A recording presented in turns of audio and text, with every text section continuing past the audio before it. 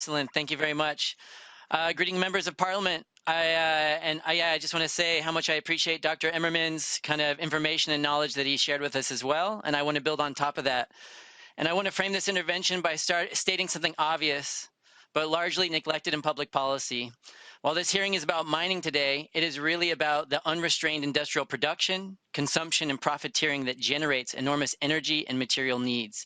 So this is what's behind what we're talking about, which consequently leads to the need for more mines, larger tailing dams, waste dumps, and smelting plants that have severe ecological impacts and are among the main contributors to enabling as well as propelling the current climate catastrophe, which should not speak past, and so we really shouldn't speak past the roots of these problems that we're talking here today. Could we have the next slide? So I had, as I was introduced, I've studied copper mining in Peru, coal mining in Germany, with the latter research led by Dr. Andrea Brock. Likewise, I've also conducted research on the social ecological impacts of wind turbines, large-scale energy transformers, and high-tension power lines in Mexico, France, Catalonia, and Spain. Next slide. Now that we heard about kind of the insufficient ecological standards of mining in the EU and their impacts, let us focus on the social impacts of mining and infrastructure projects. While extraction and infrastructure companies claim to generate employment and social development, in reality, these claims are often grossly overstated, especially with the rise of automation and digitalization, which is also tied up with claims with being green. Likewise, but really what I'm talking about today is the profound psychosocial impacts that are rarely acknowledged in public policy. This raises the question of what is social acceptance and getting social license to operate really entail. The general idea is that by gaining approval of mining or infrastructure projects from local or regional populations, it can minimize conflict, create mutual social benefits, and most of all, prevent unexpected costs, delays, and maintain steady profit streams from a given project.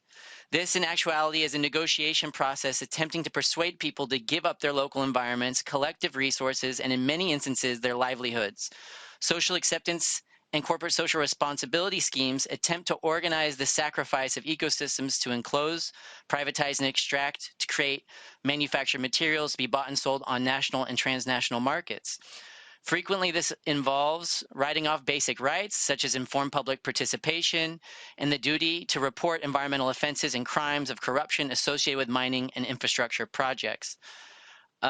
People recognize extractive impositions as a tax and where they live, and processes of unequal exchange. This is apparent by watching people with closer connection to their environments, regional traditions, and values protecting the quality of water, air, food, and social relationships where they live, something that really should matter to all of us. Research has shown, contrary to the claims of the not in my backyard syndrome, or NIMBY, people recognize extractive impositions as being connected not only to environmental degradation and corruption, but also wider patterns of consumption, profiteering, and unsustainable urban lifestyles. The causal connection between mining and large-scale infrastructure projects with capitalism and climate change are all too apparent to everyone in this moment, or at least most people. Gaining social license to operate for mining or corresponding infrastructure projects, we are led to believe, will create environmental justice, inclusion in project planning and decision-making, offering equitable social development, and maintaining the highest ecological standards. Yet in reality, everything is done to avoid addressing the hard scientific realities of water, air, and soil contamination, land use changes, the impact on flora, fauna, existing social fabrics, and governance practices. And, Dr. Emmerman gave us a lot of great detail on that.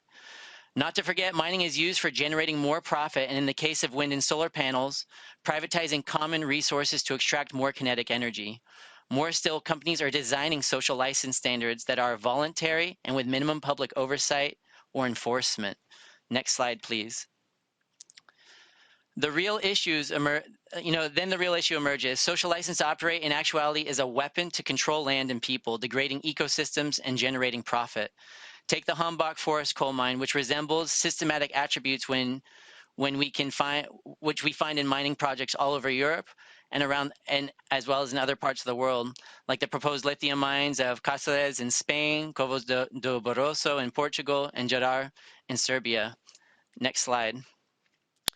In Germany, mining and energy major RWE found various ways to sponsor politicians, town halls, police departments, built coal mining museums, created bar restaurants that celebrate mining, the Terra Nova, organized festivals, and sponsors schools. This even includes hiring ecologists. In Spain, Portugal, and Serbia, populations are confronted with massive public relation campaigns by Infinity Lithium, Savannah Resources, Rio Tinto, and neglecting possible risks, as Dr. Emmerman has already shown us. The social response to such plans is usually branded as uniformed opinion of a few, and while this sounds innocent, it's far from it. Please, next slide.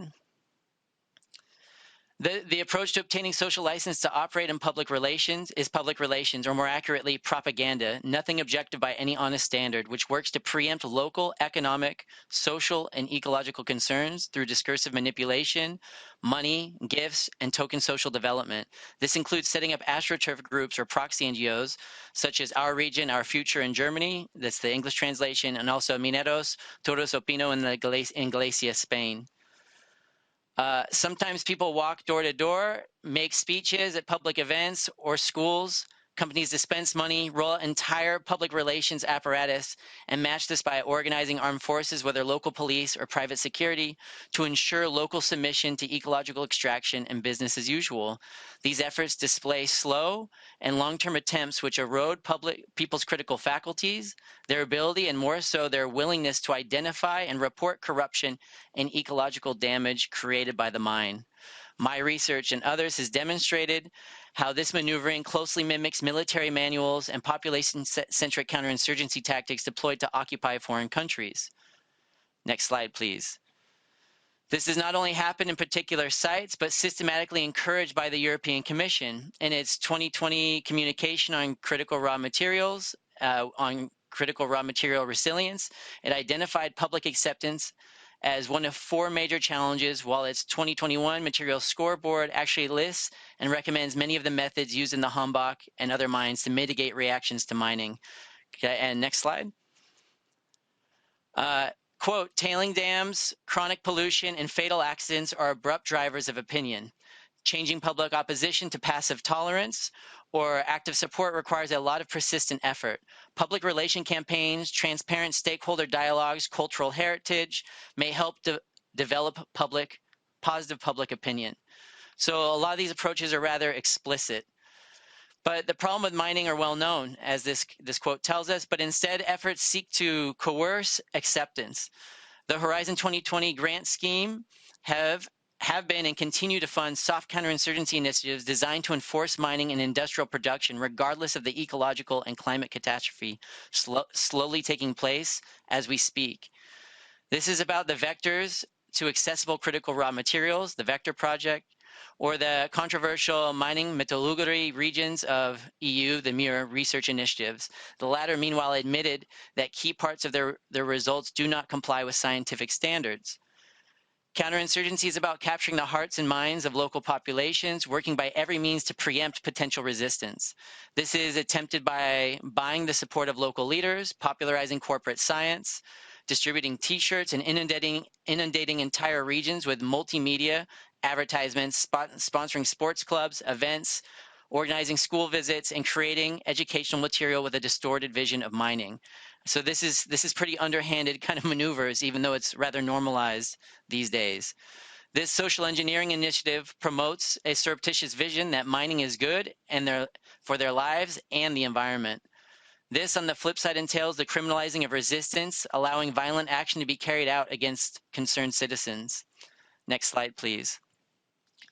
Take, for example, the arson attacks carried out on to intimidate local protesters protesting the EU-funded Sanfix tin and tungsten mine in Spain. At the same time, in the name of ecological and climate policy, the EU must stop criminalizing land defense activities. So if the EU is serious about actually environmental protection, they have to stop criminalizing protests and local concerns and stop funding ways to actually try to force through and use propaganda to support these mines with publicly funded money.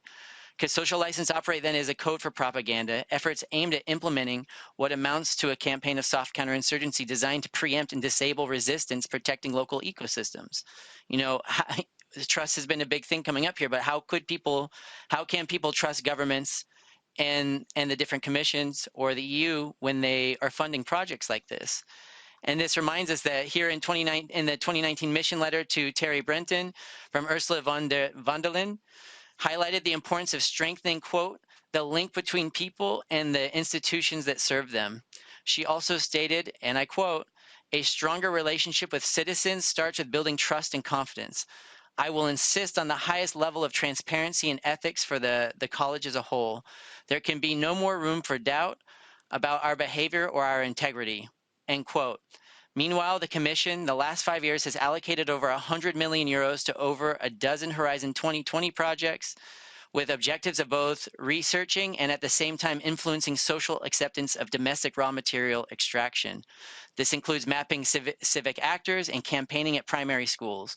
All of the project consortia have rejected NGO requests to disclose their public funding agreement, referring to, quote, commercially sensitive information, end quote.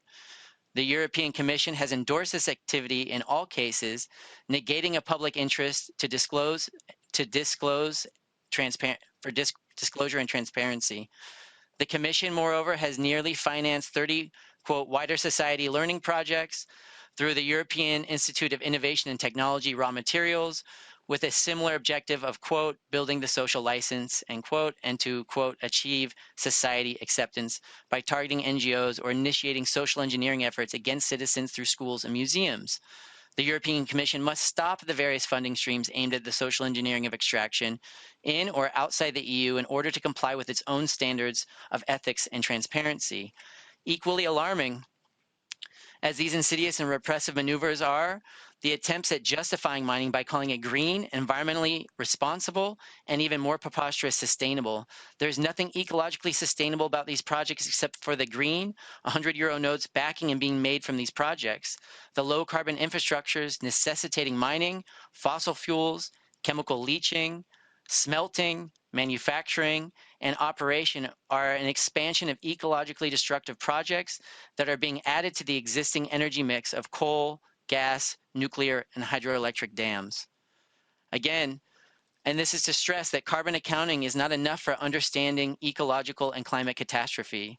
Life cycle assessments are not enough for understanding the real socio-ecological harms of low-carbon technology supply webs, of which these mines are being called to prop up in the name of energy security. This money, the money being used to pacify conflict in favor of ecological and climate, and in the name of ecological and climate catastrophe, must be put into actually trying to mitigate and remediate ecological destruction, not renewing and extending it. Research funds should be urgently dedicated to developing degrowth or post-economic growth strategies so the European Commission can actually start taking environmental policy seriously.